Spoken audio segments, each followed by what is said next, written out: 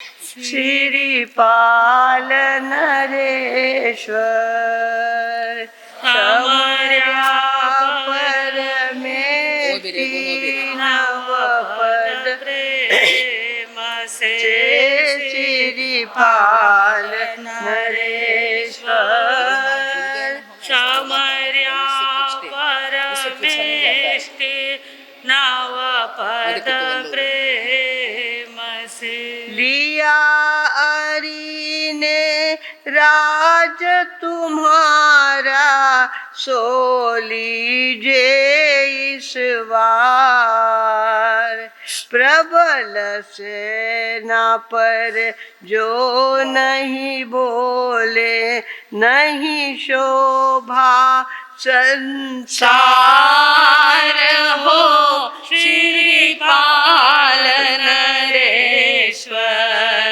समर्या परमेष्टि नवपद प्रेम से श्रीपाल नरेश्वर समर्या परमेष्टि नवपद प्रेम से। श्रीपाल जी ने जहाँ तोरण पहले बांधा था, मैना सुंदरी और दूसरी कौन थी? रूप सुंदरी, दोनों बहनें थी, उनको बेटा था नहीं। तो श्रीपाल जी के ससुर जी ने देखा कि इतना सारा कमाई करके लाने वाला इतना बढ़िया जवाई मुझे मिला है। उनको कहा कि नहीं तो भी मुझे बेटा है नहीं, ये राज तुम ही संभालो, इस राज्य के मालिक तुम ही बनो। इस तरह से उनको आग्रह किया गया है, अभी तक उन्होंने स्वीकार नहीं किया। और इधर उनके जो पंडित थे, उनके जो मंत्री थे मती सागर, उन्होंने कहा राजन इतना सब कुछ किया पर तुम्हारे पिता का राज कहाँ तुमने लिया?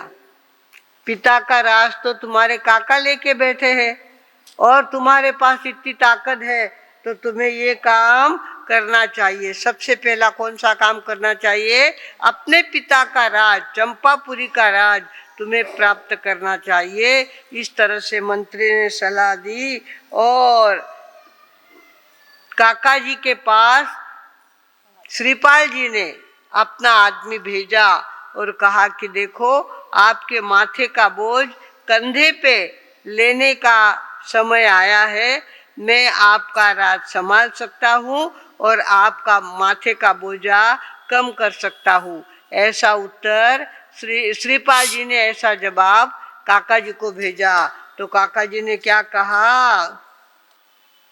न में रूप कई तुझ राजाने, मैं उसको नहीं मानूं, नहीं जानूं मैं अपना उसको, शत्रु भाव पहचानूं हो श्रीपाल नरेश्वर मर्या परमेष्टि नवपद प्रेम से श्रीपाल नरेश्वर समर्या परमेष्टि नवपद प्रेम से। जब काका जी की तरफ से ये उत्तर आ गया कि मैं तो तुम्हें दुश्मन के रूप में देखता हूँ, भतीजे के रूप में नहीं देखता,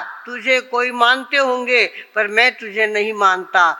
जब ऐसा सवाल सुना तो सभी उनके 700 कोढ़ी थे जिनको उन्होंने अच्छा बना लिया था, वे 700 लोग अपने थे, बाकी सारे लोग उन्होंने अपने बना लिए थे।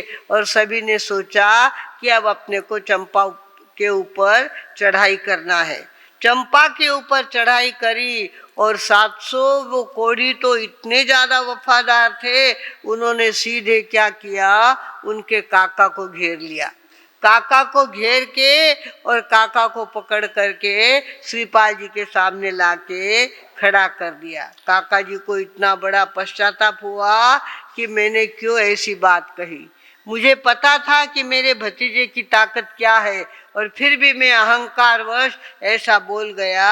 अब मैंने ही अपने मुंह की खाई है। अब बड़ा पश्चाताप उनको हुआ, पर अब उसके पास कोई रास्ता था नहीं, और उन्होंने कहा कि ठीक है, हार तो हार, पर हार का धक्का इतना जबरदस्त उनको लगा कि उनको पिछला जन्म याद आने लग गया। किनको? काका जी को। काका जी को पिछला जन्म याद आने लग गया। अरे मैंने तो दीक्षा ली हुई थी, मैं साधु बना था, और उसके पुण्य के उदय से यहाँ राजा के घर में मेरा जन्म हुआ, और यहाँ आकर मैं उल्टी बातें करने लग गया। धिक्कार है मुझे। और वहीं पर उन्होंने क्या कर ली? पंचमुष्टि लोच कर ली। 5 मुट्ठियों से सारा माथा बालों से साफ कर लिया, और वहीं पर करेमी बनते सामायम सावज्यम जोगम पचकामी, पचकान उन्होंने कर लिए। पचकान करने के बाद उन्होंने कहा, श्रीपाल जी ने कहा, काका जी महाराज, मैं तो तुम्हारे जैसी दीक्षा नहीं ले सकता, किंतु कुछ त्याग मैं भी करना चाहता हूँ। तो उन्होंने 12 व्रत स्वीकार किए। अभी हमारे स्वयं प्रीति जी महाराज साहब ऑनलाइन 12 व्रत स्वीकार करा रहे हैं। सामायिक का व्रत कितने लोगों ने ले लिया, सत्य व्रत कितने लोगों ने ले लिया, रोज उनकी कमाई चल रही है। अब कुल तो चाले था ना, 8 व्रत, तो व्रत चले, 12 व्रत पूरा हुआ, 12 व्रत उनके पूरे हो गए हैं। इस तरह से लोगों को 12 व्रत देने से बड़ी हिंसा से टल जाते हैं, बड़ा अनर्थ टल जाता है। तो श्रीपाल जी ने 12 व्रत क्या कर लिए? काका जी महाराज से स्वीकार कर लिए, और वहां पर उन्होंने क्या कर लिया? 800 लोगों ने लिया व्रत। 800 लोगों ने व्रत ग्रहण किया है। इसलिए अपने को भी ध्यान रखना, पूरे 12 नहीं हो सकते, 2 व्रत लो, 4 व्रत लो, व्रत तो लेना बहुत जरूरी है। अब सारे गांव में चर्चा फैल गई, चर्चा चंपा नगरी के अंदर, कि हमारे जो पहले राजा थे उनका बेटा जीत के आया है, और वो हमारा राजा बनने वाला है। सभी अपनी अपनी खिड़की में खड़े हो गए। इतनी हाइट पहले होते नहीं थी घर की, तो इस तरह खिड़की में खड़े हो गए, और श्रीपाल जी हाथी पे बैठ गए। हाथी पे बैठ गए और चंपा नगर में प्रवेश करने लग गए। तो सारे खिड़की में से उनको तिलक करते और उनकी आरती करते, हाथी आगे जाता। हमारे स्वयं प्रीति जी महाराज साहब की दीक्षा हुई तभी भी ऐसा ही हुआ।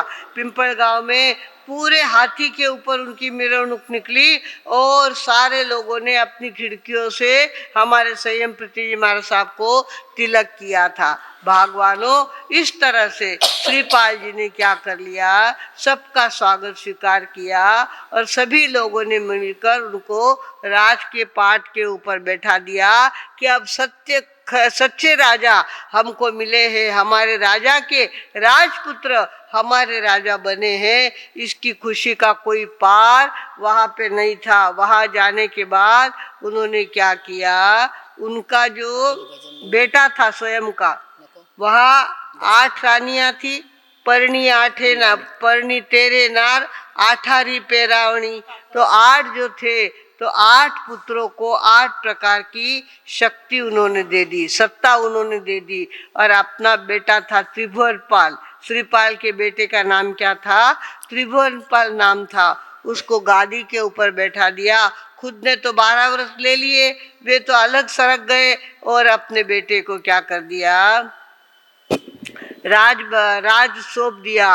और इधर महाराज साहब विहार करते करते करते काका जी महाराज साहब वापिस कहाँ पहुँचे? चंपा नगरी में आए। चंपा नगरी में आए तो उनको मन पर्य ज्ञान हो गया, अवधि ज्ञान हो गया, उनको अवधि ज्ञान हो गया। सारी बातें उनको ध्यान में आने लग गई, और वो सोचने लगे कि पहले जन्म में ये था। अवधि ज्ञान प्राप्त होना यानी क्या? पिछला जन्म याद आना। जाति स्मरण में पिछला जन्म याद आता है, और अवधि ज्ञान में अभी सड़क पर कौन से नंबर की गाड़ी चल रही है, ये जिनको ध्यान में आता है, अवधि ज्ञान जिनको होता है उनको ध्यान में आता है। हमारे संतों को ऐसा अवधि ज्ञान होता था। अभी अभी हम 1972 में दिल्ली में गए थे, वहाँ पर सुशील मुनि जी महाराज साहब थे, उनको पहले ही ध्यान में आ गया था कपड़ा बाजार में आग लगने वाली है। क्या ध्यान में आ गया? कपड़ा बाजार में आग लगने वाली है। जगदीश नाम का उनका चेला था, उसको बुलाया, उसको कहा कि ये माला तेरे गले में रख दे, ये माला तेरे गले में रख दे, बहुत बड़ा अनर्थ होने वाला है, इसको हम रोक नहीं सकते, होने ही वाला है, किंतु ये माला तेरी गले में रख दे। उसने गले में वो माला रखी, सारी दुकानें जल गई पर उनकी दुकान को धक्का भी नहीं लगा। ऐसे संत अपने यहाँ होते हैं जिनको अवधि ज्ञान होता है। उनको 1-1 किलोमीटर चारों तरफ का ध्यान में आता था। सुशील मुनि जी महाराज साहब को 1-1 किलोमीटर का चारों तरफ का ध्यान में आता था। भागवानों, ये अंतर का ज्ञान होता है। ये अंतर का ज्ञान हमारे पास भी है, हम भी इसको खोल सकते हैं, पर उसके लिए ऊपर की पंचायत कम करनी चाहिए, तब जा कर के वो बात होती है। भागवानों, इस तरह से हमारे काका जी महाराज साहब को मन पर्यो ज्ञान हो गया। मन पर्यो ज्ञान हो गया तो श्रीपाल जी ने पूछा कि गुरुदेव, मेरे पे इतने संकट क्यों आए? मेरे पिता में 5 साल का था तब ही गुजर गए, उसके बाद एक के बाद कोढ़ क्यों होना, कोढ़ होने के बाद मुझे पानी में धक्का दे करके क्यों गिराना, ऐसी कई कई बातें मेरे साथ हुई है, वो उसका क्या कारण है वो मुझे बताइए। तो महाराज साहब ने कहा, आज तो समय हो गया है, कल तुम्हें बताएंगे कि क्यों ऐसा हुआ। आज भी ऐसा ही कह रहे हैं। श्रीपाल नरेश्वर सामर्या परमेश्वर